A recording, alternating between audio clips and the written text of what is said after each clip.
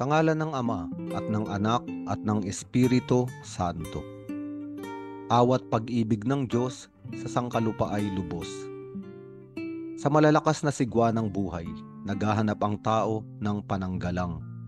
Sa panganib ng kamatay at kagutuman, humihingi ng tulong ng lilimos ng kaligtasan. Minsay di na makita ng mga nilalang ang kabutihan sa mundong ginagalawan. May tama pa bang susundan? Bakit ang namamayani ay kamalian? Tila ba ang kinagis ng masama noon, unti-unting tinuturing na mabuti na ngayon? Ang mga malinaw na kasalanang nooy alam ng lahat, sa kasalukuyang lipunan ay nagiging karapatan na maaaring gawin ng walang sukat. Dahil ba ginagawa ng marami, ang isang maling gawa ba'y maaari ng kulayan ng kahulugang mabuti?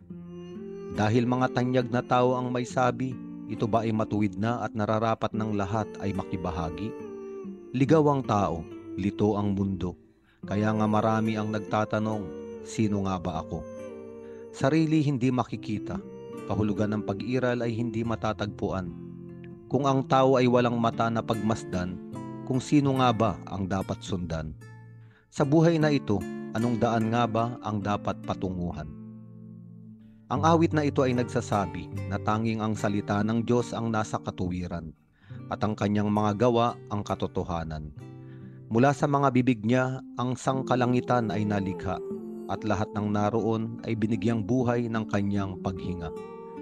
Ngunit ang makapangyarihang Panginoon ay hindi lamang lumilikha, ngunit nagmamasid sa mga taong may takot sa Kanya.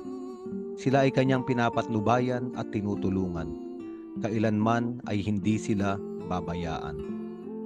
Kaya sa salmong ito ay may mga titik na naghahayag. Awat pag-ibig ng Diyos sa sangkalupa ay lubos, sapagkat Siya ang lumikha ng daigdig at sangkatauhan, likas sa Kanyang ibigin ng tao at sanlibutan. Ang mga taong lumalayo, Kanyang pinapanuto. Ang mga naliligaw sa kamatayan ay Kanyang inaagaw. Ang mga nawasak ay nililikhang muli. Ang mga hindi kilala ang sarili, Kanyang kinakandili.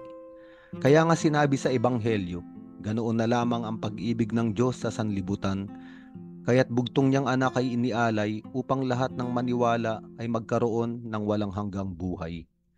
Ang mukha ni Jesus ay mukha ng Ama. Ang awa ng Diyos kay Kristo ay nakita. Para sa mga taong lubog sa kumunoy ng kasalanan, mga nilalang na sa kadiliman nananahan, may Diyos na dumarating, iniaabot ang kanyang kamay, nag-aanyaya ng isang bagong buhay. Dumating si Kristo hindi para hatulan ng mundo. Siya ay naging tao upang iligtas lahat tayo. Siya ay namatay upang sala natin bayaran. Siya ay muling nabuhay upang tayo'y palayain sa pagkakalugmok mula sa bilangguan ng isang huwad na buhay. Luwalhati sa Ama at sa Anak at sa Espiritu Santo, kapara noong sa unang-una, ngayon at magpakailanman, at magpasawalang hanggan. Amen.